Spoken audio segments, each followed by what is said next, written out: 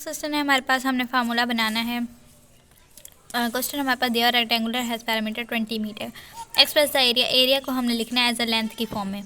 अब हमें पता है पैरामीटर हमारे पास रेक्टेंगल का क्या होता है, length plus width plus length plus width. अब यहाँ पे L 2 टाइम है तो 2L + 2W, पैरामीटर हमें दिया हुआ है 20।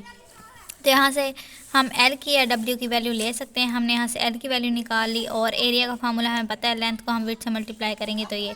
अब एरिया को हमने विड्थ की फॉर्म में लिखा है, उन्होंने हमें कहा था लेंथ की फॉर्म में लिखना है। अगर विड्थ की फॉर्म में लिखना हुआ हो तो ये इस तरह से करेंगे, लेकिन अगर लेंथ की फॉर्म में लिखना हो तो यहाँ से हम W की वैल्यू निकालेंगे। यहाँ पे हमने पहले L की वैल्यू निकाली थी, देन हम W की वैल्यू निकालेंगे और एरिया के फार्मूले में पुट करेंगे और ये हमारे पास FOL आ जाएगा। तो ये जो है हमारा फंक्शन, ये L की फॉर्म में आ गया, एरिया L की फॉर्म में आ गया। A को हमने FOL भी लिख सकते हैं या AOL भी लिख सकते हैं, जैसे मर्जी हम चाहें।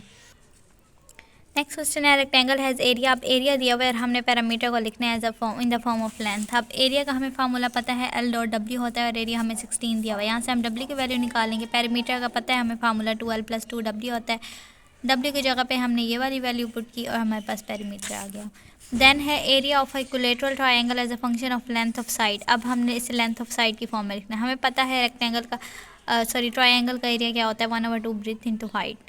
अब इसको हम लिख सकते हैं लेंथ इंटू हाइट। अब हाइट की वैल्यू हम फाइंड कर लेते हैं। हमें पता है कि हमारे पास इक्विलेटरल ट्रायंगल में तीनों एंगल जो होते हैं वो 60-60 के होते हैं। तो हमने 60-60 के लगाए, यहाँ से हमने हाइट निकाली, ये लेंथ है, ये लेंथ है।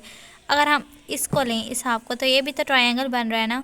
तो यहाँ पे हमने साइन वाला फार्मूला लगाया, साइन हाइट और नीचे हाइपोटेनियस होता है। तो ये तो लेंथ ये वाली आ गई, मतलब H, और ये जो हाइपोटेनियस इसकी जगह पे L आ गया। अब L को इस साइड पे ले गया, L को दोनों साइड पे मल्टीप्लाई करके हमने काट दिया। देन हमने H की वैल्यू फाइंड कर ली। अब जो भी H की वैल्यू आई वो हमने इसी क्वेश्चन में पुट कर दी, तो हमारा AOL जो है वो L की फॉर्म में आ गया।